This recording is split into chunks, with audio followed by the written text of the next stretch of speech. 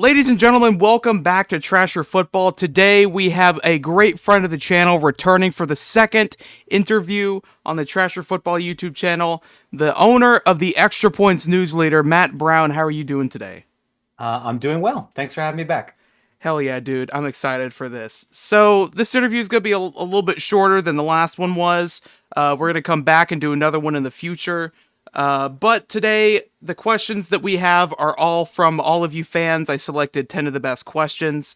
Probably a little bit more than that if I add some of mine in there. But I do want to let you guys know that there are some things that Matt is not allowed to say. Obviously, he has some embargoes with EA. There's some things that he's told them specifically, and they've told him specifically he can't talk about. So, Matt, if there's anything that you're not comfortable with talking about, or if there's only things you can put your input on, just don't be afraid and let me know if you want to skip a question or anything. Yeah, sure. And would it be helpful if I explained to your audience why I've agreed to do that? Please do.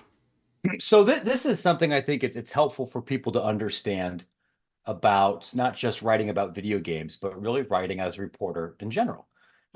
Like as the specific example here is through good old-fashioned shoe leather reporting, not just open records requests, but for my contacts in the agent world and people elsewhere at the company. In mid-April, I learned who the cover athletes for the game are going to be, and I got that confirmed with multiple people at the company. And I have a professional relationship with people on the development side and comm side and elsewhere.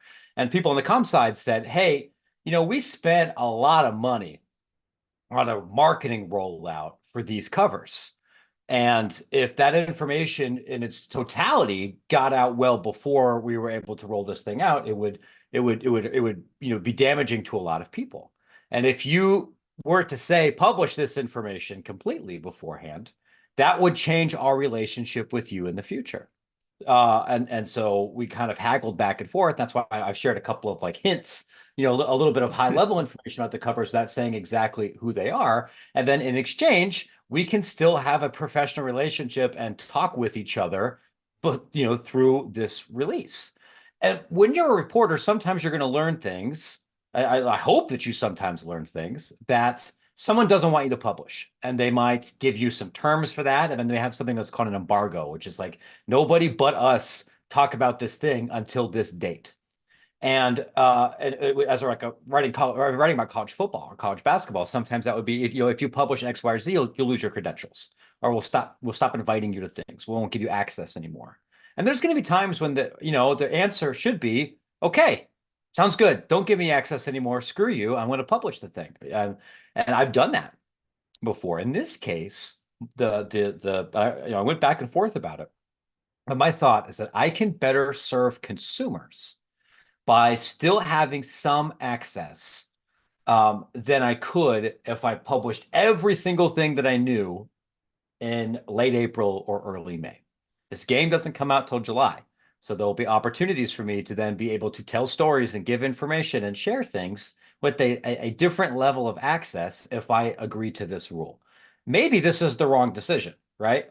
But like the bet that I am making is that your interest will be better served if I let EA make a couple of announcements on their specific terms. So I will try to answer questions if I can, but some of these things are going to be the answer will just be like you have to wait 10 days or Yeah. 8 days for some of these things. And I want people to understand that's why I did it. Well, I hope a lot of people can understand that. But thank you for explaining that because there's been a lot of people that has been curious.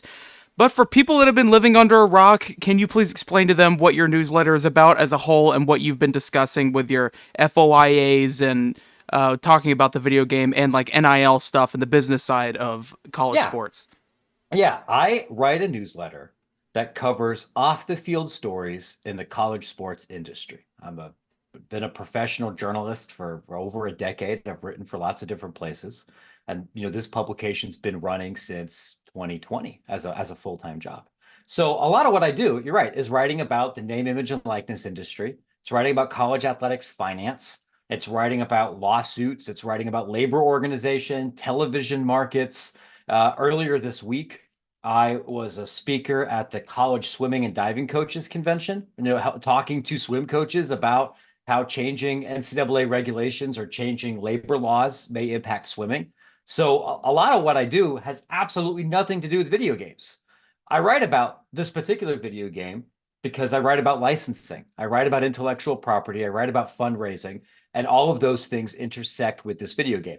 I'm also a fan of video games in general, and this particular video game specifically. I play sports video games that's of interest to me.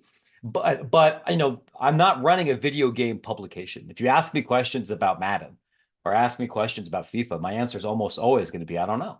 Um, but my target audience, although I want to help people who care about this game, and I understand that a lot of my coverage has become important and widely read in the community of people that are about this game. My target audience is probably your athletic director, not as much the person who's only interested in the video game. If you come along for the ride, awesome. I hope you learned something too. I'm glad you're here. But I'm not. I don't work for Polygon. All right, so you say that you have a love for video games. You yourself, you commented on the last interview, you have your own video game. Can you touch up on the Athletic Director Simulator a little bit for the fans? I can. The timing for this is actually pretty good because we have a big update to that game coming out, Lord willing, next week, right? So we're talking on what, the 8th? So before the 16th, there'll be a big update. I am not a software developer by trade, but I know I've learned enough to be dangerous. And last year, myself and an outside developer that we hired to kind of help clean up the code a little bit made a game where you are a Division I athletic director, and you are faced with a bunch of scenarios that are very realistic that an athletic director would encounter, and you have to balance your director's cup ranking, your budget, your political and campus support as you navigate those scenarios. If you do well, you get promoted to a mid-major or a high-major institution. If you do poorly, you get fired. And it's set up so there aren't right answers, right? They're weighted dice rolls because in real life you can make sound, disciplined policy and be unlucky. And in real life, you can hire Bobby Petrino and you can win some bowl games and you can make some money that way, right? You can kind of roll the dice on what should be a bad decision. And we built this game primarily as an educational tool to serve students that are studying sports management. That we've since learned that the people that play it and engage with it the most are regular fans. So we just bought the rights to that game back from my previous corporate ownership. And my newsletter just sold, and so now we own that IP, and we're going to continue to develop it and grow it, and look at potentially other games that we can use to that are both fun and help people understand the kind of work that we're doing. I'm really excited for the future for you in general and the games that you've been making because I sometimes find myself just playing for hours, honestly. I'm not good Oh. at it, but it's really fun. It's hard, and like It is we're really sitting hard. down now, right? And this kind of stuff I think has actually helped with my coverage of this game, because even though my game is several orders of magnitude less complicated than a AAA college football game, you do have to learn about software architecture, and you better understand what it costs and what it takes to make updates and bug fixes, and you have to kind of sketch out how you want everything to work, and it's a lot. It's a lot for a relatively simple game that I think a talented high school student could have probably done if they had knew what it was like to be an AD. Um, I don't think we're ever going to make something that's going to be a AAA kind of caliber game that will be on a PlayStation. But could we end up making a world where we have maybe a college football version of Out of the Park Baseball or Football Manager? Maybe. Like that's what we're all kind of learning to do together.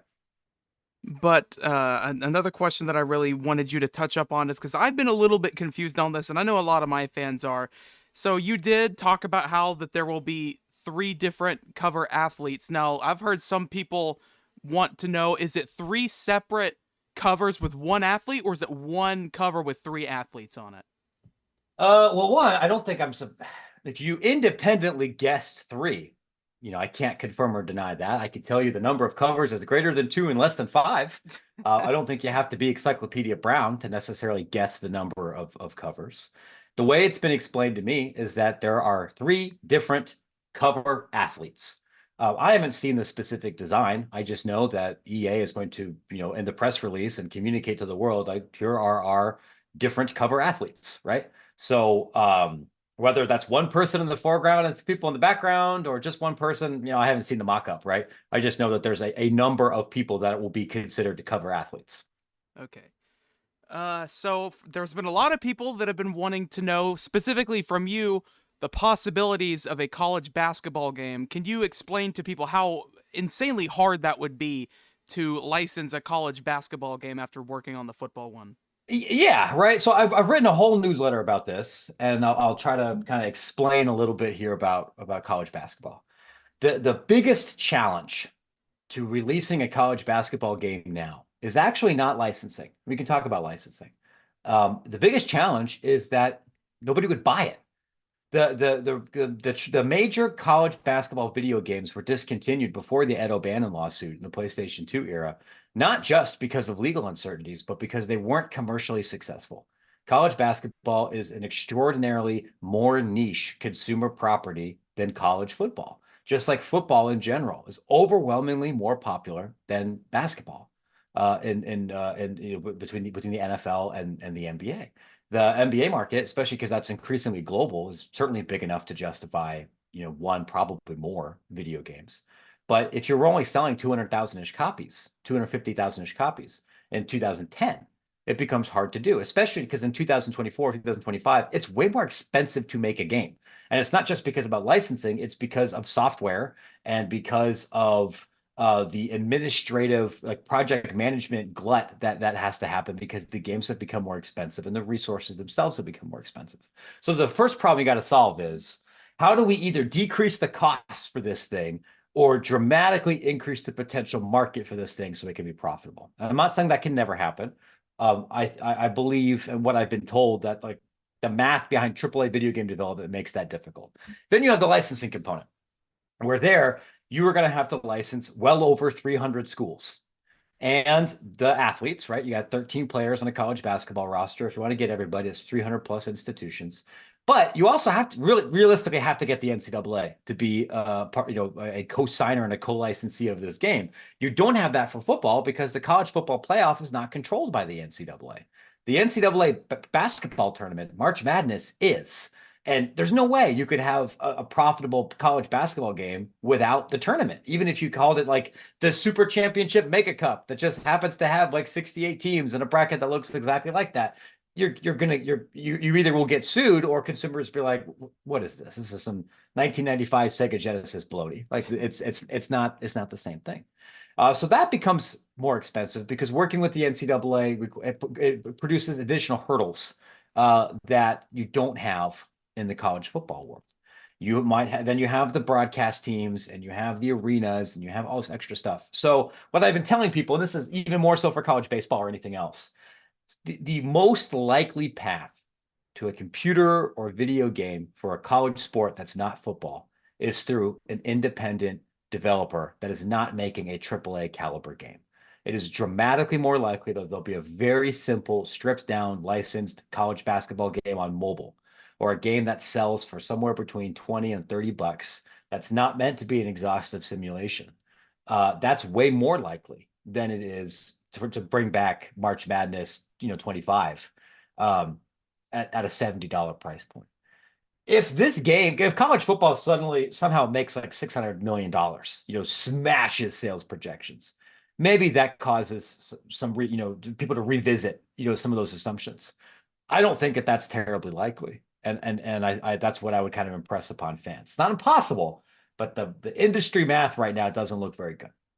To touch up on the sales thing, I just want to add my own little question here. Do you know what EA is striving for? How many copies they are wanting to sell? So I don't actually know so much about number of copies as it is pure revenue, right? The college football game, like, I think historically sold between, I think I want to say it was between 20 and 25% of what Madden did. I think a couple of years they hit a third, but it's obviously way lower than that. The numbers I had heard from some industry people were projections in the 90 to 200 million in revenue range, right?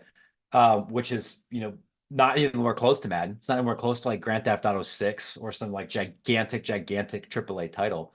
it would be probably a little bit more than a hockey game sells. Um, in the ballpark of some baseball games, and that would be a success. Like if EA makes brings in $200 million of revenue in this game, they're gonna be excited about making other games. I think that's just a reflection of the fact that college football is not a global sport. It is an American sport. It's not a sport that is universally beloved across the entire country, and it hasn't existed in over a decade. So people like us and a lot of people who are around my age who have a nostalgic and personal emotional attachment to this franchise, they're going to buy this game no matter what. What is unknown, and EA can only kind of make guesses, and financial analysts can only make guesses, are like how bad or how much are casuals or the generation, or Gen Z or other people gonna latch onto this game. What is the ability to monetize this game past the initial sale? That's unclear. We haven't really ever had Ultimate Team as a fully mature product within the college football world. So that's why you have a bigger error bar here. I share this information not to diminish college football or to scare anybody. It's just like I think there's some people out there that think this is going to be $1 billion game, and like that's not how college football video games work, and that's okay. So I'm going to go ahead and crack into the first bit of questions from the fans. The first one comes from Omar Manning, who is actually a former wide receiver of the Nebraska Cornhuskers. So shout out to Omar, great friend of the channel. He wanted to know if you were able to touch up on how they're handling the transfer portal with some players who haven't opted in or transferred in to the teams that they want to yet, or on if they're able to correct them later in the development process if it's too Yeah. late. So I can't talk about that, right? Like the deadline that CLC Compass laid out to everybody was sign the form by April 30th. And what I had been told was that is not necessarily an etched in stone from Mount Sinai kind of deadline. If you turned it in on May 3rd, is there still a good chance you can be in the game? Yeah, right. And that contract and that licensing agreement travels from school to school. Now, there isn't going to be a ton of roster movement from May to July. Spring football is already over. The portal is closed here at this point. There's still some changing back and forth. But if you opted in beforehand, your agreement goes with you to your new school. And then, as the new school recertifies their roster with EA, the developers can cross-check and the licensing agents can cross-check to find the people that they need to move, and it can be updated. Yeah, I had been told on the licensing side and on the EA side that like it's in the year of our Lord 2024, you can push roster updates once a week, and they're just patches, right? People do this in Madden and 2K all the time as rosters get updated, as depth charts change and people get injured or they drop out or they become ineligible. These are things that all parties have the capacity to address, not in immediate real time, but certainly over the course of the season. All right, I appreciate you for answering that question. Iron Man 5 wants to know, he asked three questions, but I'm going to ask really what's probably the most interesting is jersey combinations. Is there any way that you can touch up on uniforms or I guess anything along the likes of apparel? Yeah. So, a couple of universities shared with EA what uniforms they want included. And those were sent by the university itself. And so we could see them if you filed an open records request. And I shared a couple of these, and a couple other intrepid local reporters have done this too. I think we've seen them from UMass and Colorado and Bowling Green, and I think Maryland just recently. And there's been a couple other ones, right? The majority of the uniforms were shared either by the uniform apparel company themselves, which would be Nike, Adidas, or Under Armour, or the university's multimedia rights partner. Most FBS institutions work with what's called an MMR company. That's like Learfield or Playfly or JMI, and there's a few others that own a lot of the athletic department's intellectual property, and they handle like radio and billboards and signage in the stadium and everything.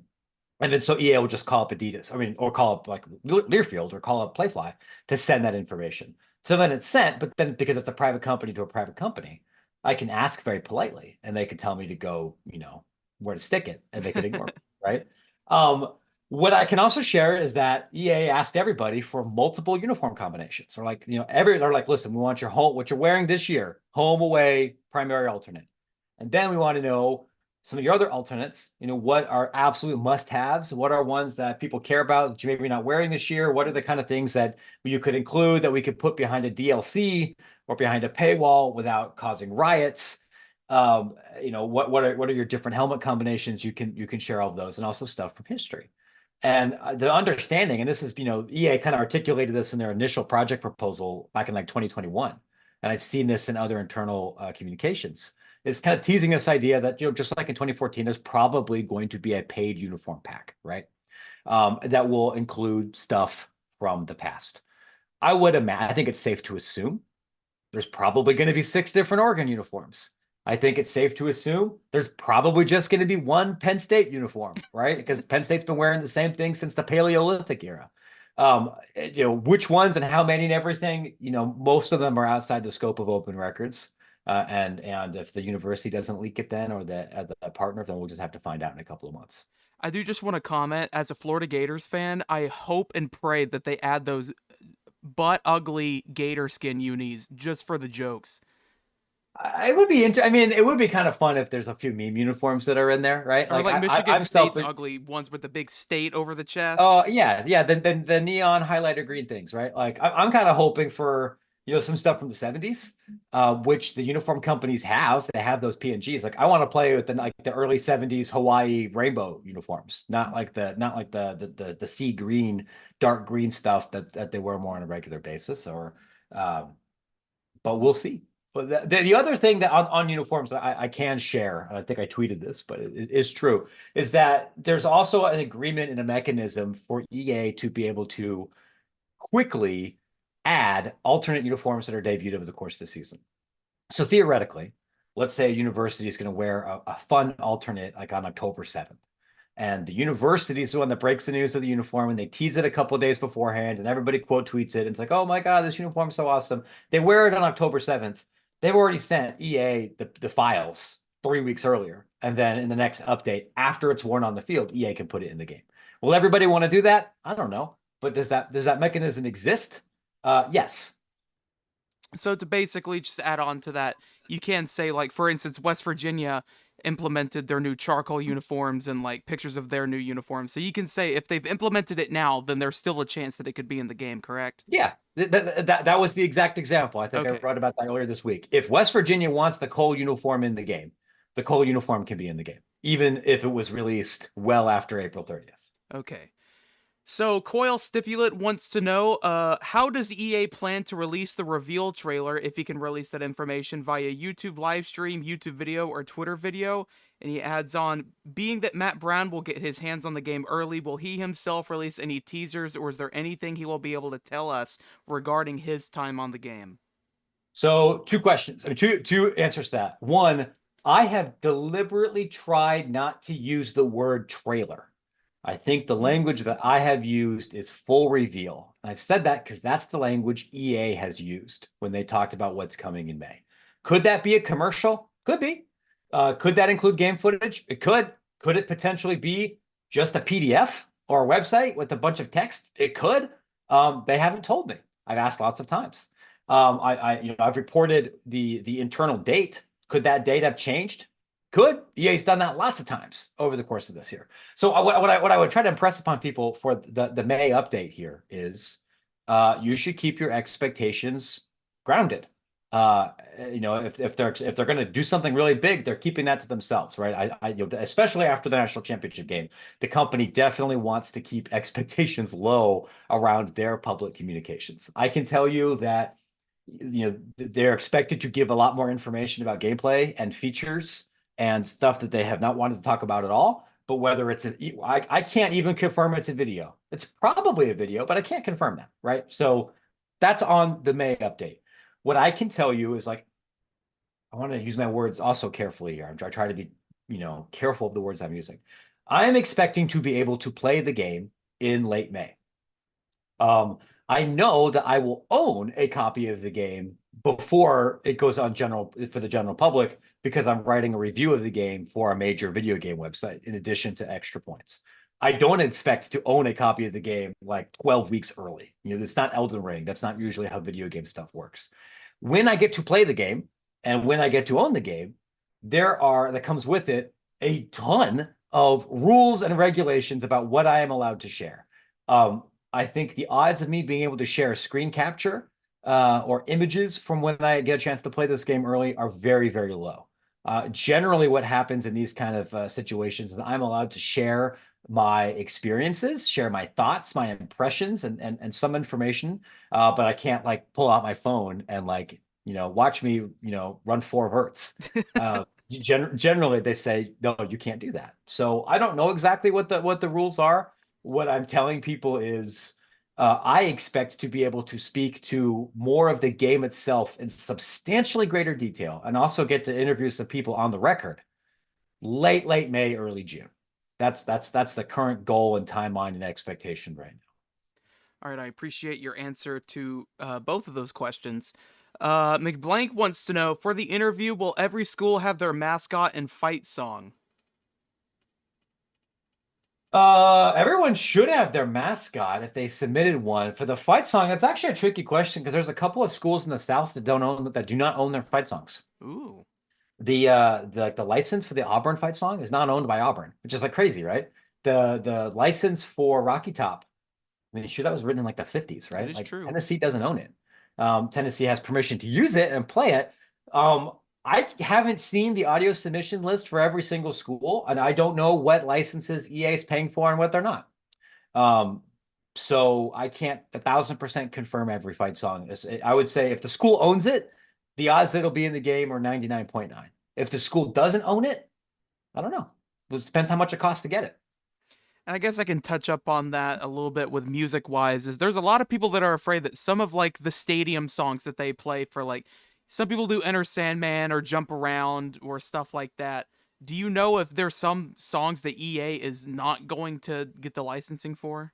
I do not know the specifics about any of those. All I know specifically is that EA asked for the like information for the ones that they don't own, and they had budget set aside to buy licenses.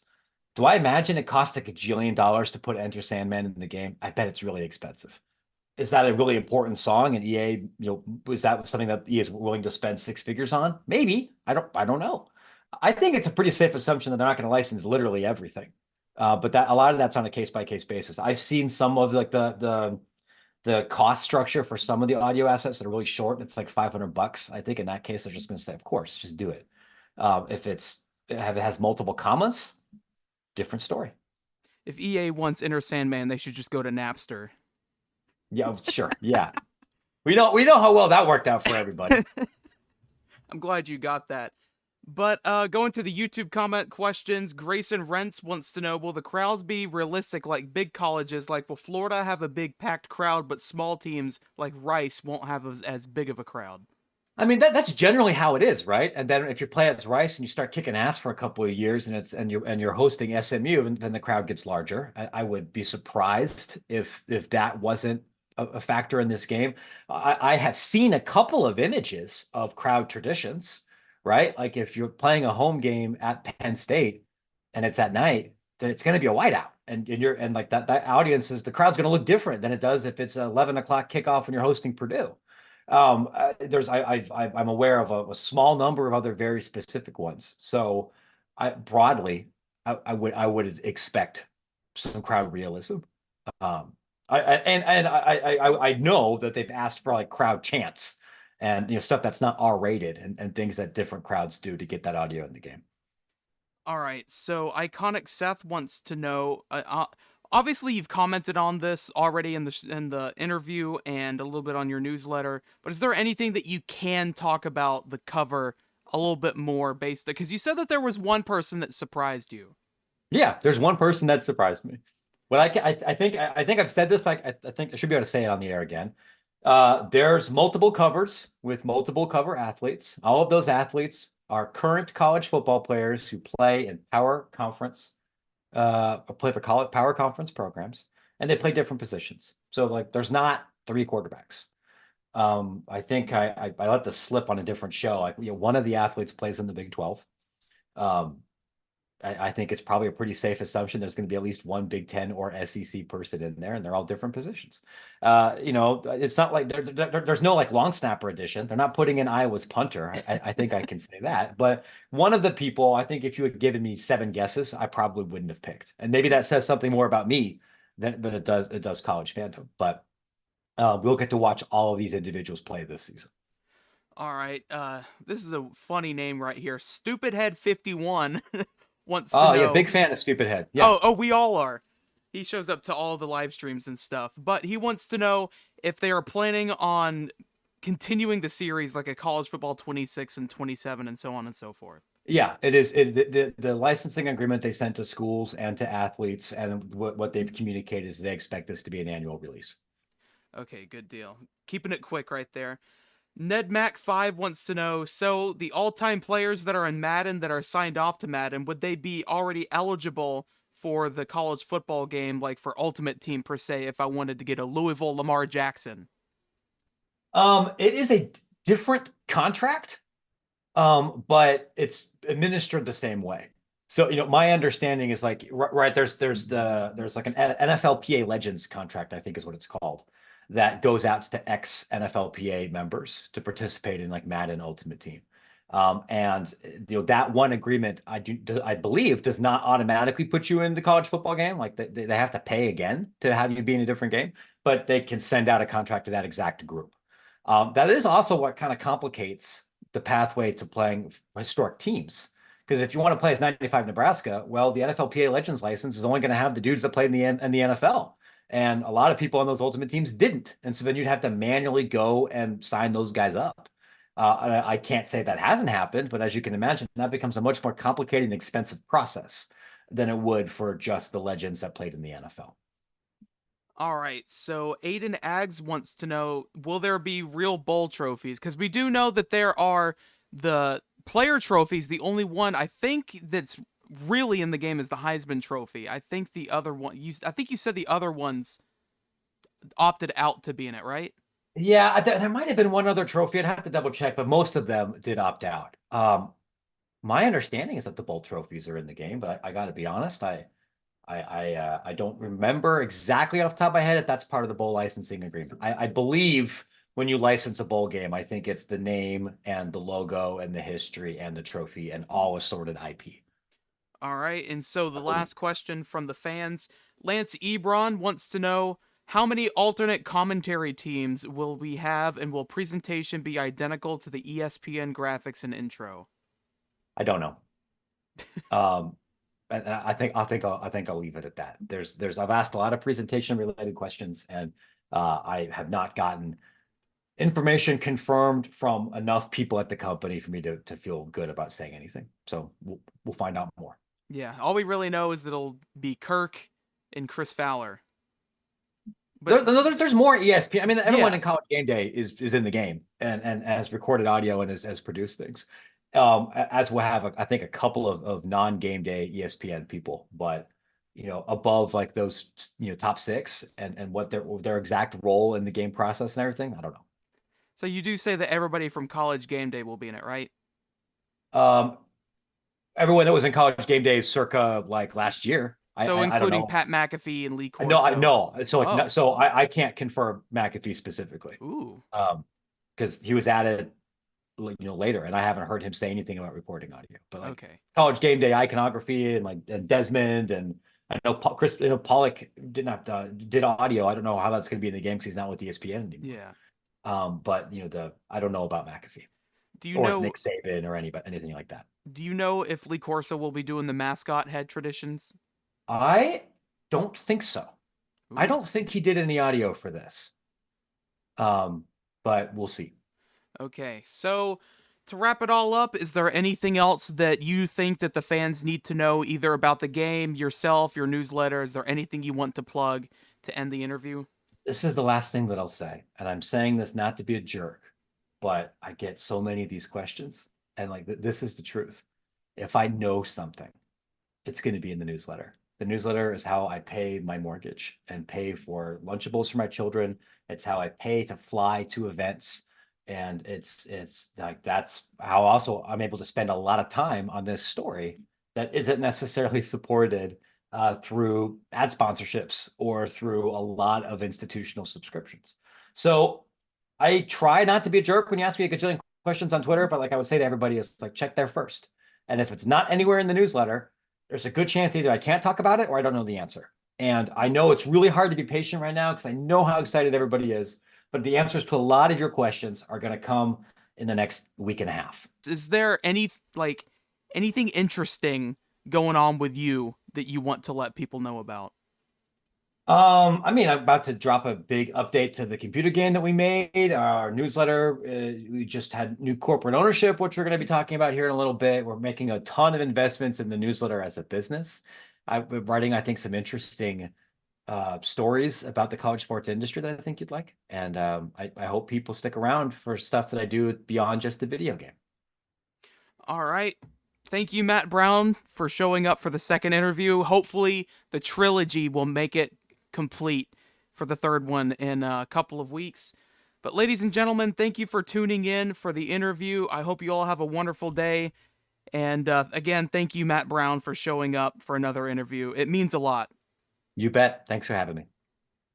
Ladies and gentlemen, thank you guys for watching this interview. If you liked this interview with Matt Brown, make sure you like, subscribe, and comment what was your favorite part about the video. Tell me, what did you learn? I want to know what you guys learned from this interview. Make sure that you stay tuned in because in about 3 or 4 weeks, we'll be doing a third interview with Matt Brown after he gets the video game to play it for himself and he does his review on it on his newsletter. But again, thank you guys for watching. Please subscribe and like the video, and I hope you guys have a wonderful day, and I'll see you guys later.